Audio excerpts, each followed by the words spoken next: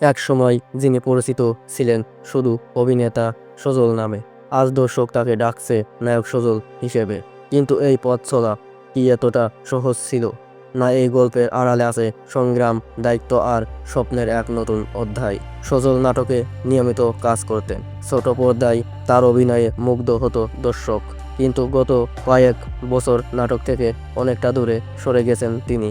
এখন তার সব মনোযোগ বড় পর্দা আর ওটিটি প্ল্যাটফর্মে। নাটকে কাজ করার সময় সবাই বলতো অভিনেতা সজল, কিন্তু সিনেমায় পর্দায় এসে তাকে নতুন পরিচয় দিয়েছে দর্শক। এখন তিনি নায়ক সজল।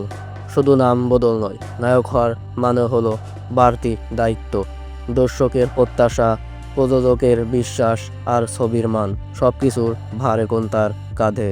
এই মুহূর্তে সজলের হাতে রয়েছে 3টি সিনেমার কাজ। তার মধ্যে শাপলা শালুক নামের ছবির শুটিং চলছে জোর কদমে। গ্রামীণ পটভূমি, সীমান্ত, জীবনের সমস্যা, রহস্য আর অন্যায্যের বিরুদ্ধে লড়াই, সব মিলিয়ে ছবিটা হতে যাচ্ছে ভিন্নধর্মী।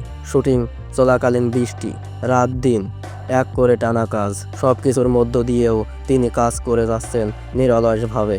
কারণ তিনি জানেন, নায়ক মানে শুধু ক্যারিয়ারের সামনে হাসা নয়, নায়ক মানে দর্শকের হৃদয় জয় করা। সজল এখন নতুন গল্প, নতুন চরিত্র আর নতুন দায়িত্ব নিয়ে এগিয়ে যাচ্ছেন। তার ভক্তরা আশা করছেন নায়ক সজল আরও বড় সাফল্য বয়ে আনবে বাংলা চলচ্চিত্রে। আপনারা কি মনে করেন, সজল ছোট পর্দায় বেশি মানানসই, নাকি বড় পর্দাতেই আসল নায়ক সজলকে পাওয়া যায়? কমেন্টে লিখে জানান আপনার মতামত।